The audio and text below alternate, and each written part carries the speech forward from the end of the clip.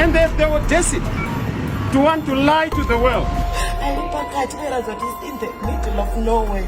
They were beating us every time we stopped singing. It was almost the perfect hatchet job. They nearly got away with their well-choreographed story.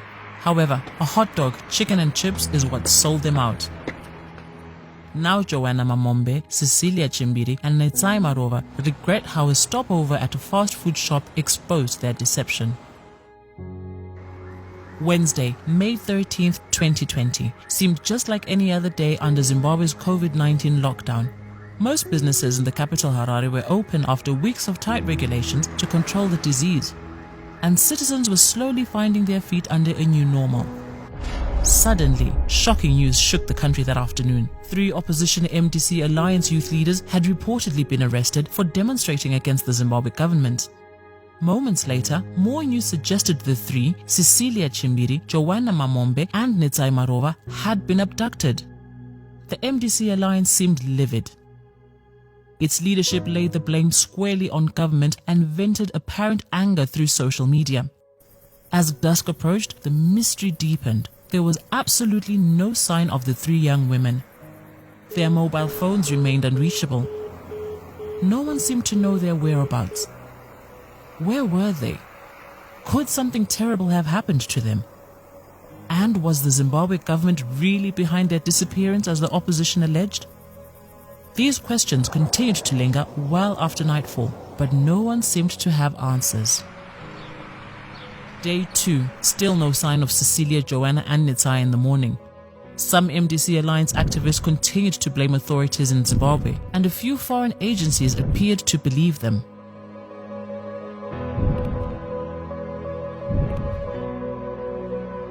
The Zimbabwe Republic Police shot back, saying the 3 were neither arrested nor in their custody.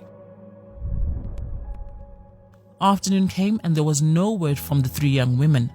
Police investigators were on the case, combing different places for leads. In the meantime, the MDC Alliance still pointed to abduction. But there was to be a twist in the evening. Cecilia, Joanna and Netsai were found in the Muchapondwa area of Mashonaland Central Province. They alleged that some police officers and 2 men abducted them at around 3 p.m. on May 13th. They also claimed to have been sexually abused and assaulted for demonstrating against the government. Soon, images of the 3 women in torn, dirty clothes and their hospitalization flooded the media. Their stories stoked emotions and appeared true.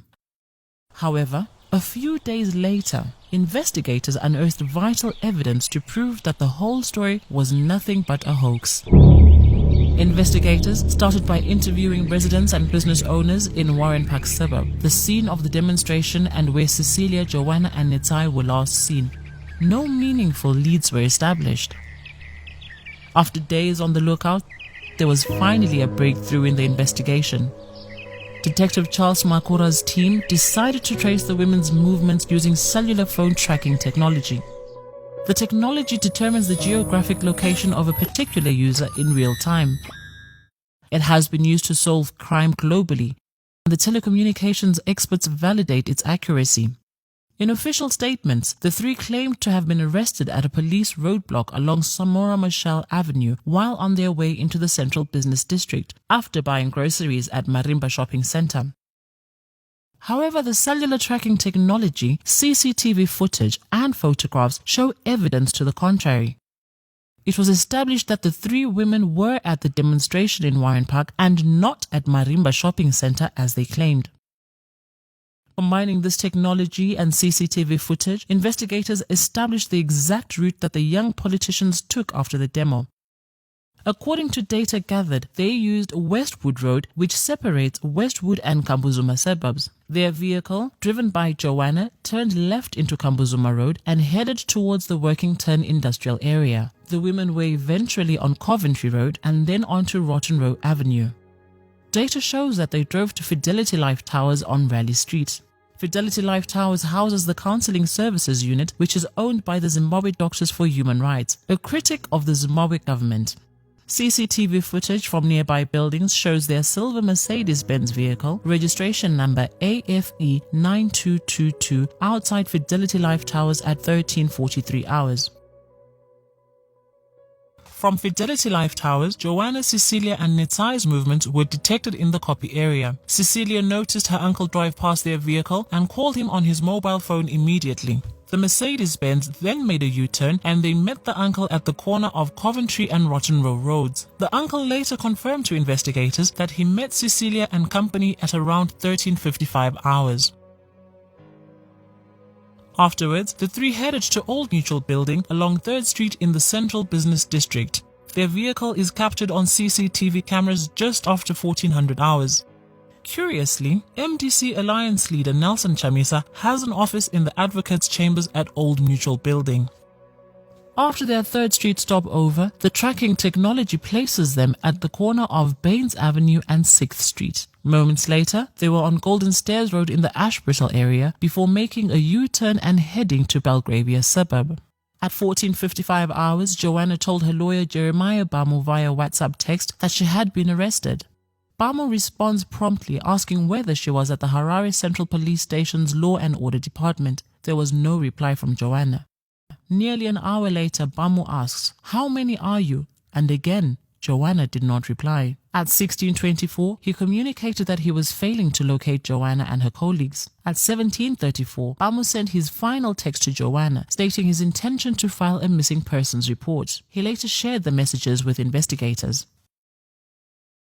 CCTV footage from 5 cameras shows the trio arriving at Belgravia Shopping Centre at 16:45 and parking outside a food court. The vehicle registration number AFE 9222 appears clearly in the footage. Soon after, Cecilia, who was in the back seat, and Nitsai, the front seat passenger, are seen disembarking, presumably to order food, but seemingly sensing that they might be noticed, the two quickly jump back into the vehicle. The footage shows Cecilia still wearing the same clothes that she wore for the demonstration earlier that day. Her brown floppy hat matches the one in photographs taken as she protested along Joanna, Nitsai, and other MDC Alliance youth members. The black leggings and black mini dress she wore in Warren Park also match those in the Belgravia CCTV footage. A fast food shop manager who served the three from their vehicle told investigators that she was attracted to the headband of the passenger in the front seat. This suggests Nitsai was the one in the front seat, as the headband the manager described matches the beaded headgear she wore for the demonstration. In her statement to detectives, Nitsai herself mentions that she was in the front seat of the Mercedes-Benz on the day. She says, "Joanna Mamombe was driving her silver Mercedes-Benz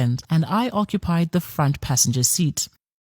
The fast food shop manager told investigators that the three women did not explain why they wanted to order food from their vehicle. The manager's statement reads in part, "At 16:52 hours, I was alerted that there were clients who wanted to purchase some food. One lady, who was in the front passenger seat, greeted me and asked if she could give me a food order. I inquired as to why they were not alighting so that they could buy their food. The lady who gave the food order said, 'Pakaipa,' meaning that there is something wrong."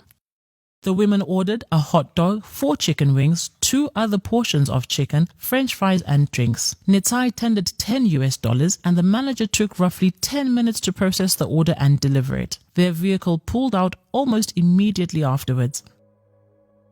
The Mercedes-Benz was later found parked opposite the entrance of Harare Central Police Station on May 16, with no occupants. A manager at a nearby food chain group told investigators that the vehicle was not there on May 13, 14 and 15. So, who could have parked it, and why several days later? The manager said, "I park opposite the entrance of the police station every day and therefore vividly remember finding a silver Mercedes-Benz in my parking space when I turned up for work on May 16. Armed with this evidence, investigators disproved the three women's claims of abduction. Critically, they established 8 facts. 1. Cecilia, Joanna and Nitsai lied that they did not participate in the demonstration in Warren Park. 2. They also lied they were at Marimba Shopping Centre at the time protesters were marching in Warren Park. 24-hour surveillance footage at Marimba does not show them either arriving, shopping or leaving. 3. The three changed their claims regarding their alleged arrest. Initially, they claimed to have been arrested at the National Sports Stadium, but later alleged to have been arrested at a police roadblock near the Harare Exhibition Park, commonly known as Showgrounds. 4. They never used Samora Machel Avenue at the time in question. CCTV footage from businesses along the section of road of interest does not show them or their vehicle.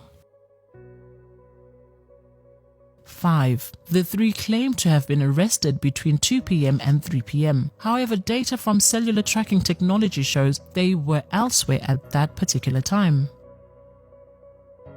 6. In official statements, they allege assailants drove them to an unknown location between 3 p.m. and 6 p.m. However, both CCTV footage and cellular tracking technology place them at Belgravia Shopping Center at 4:45 p.m.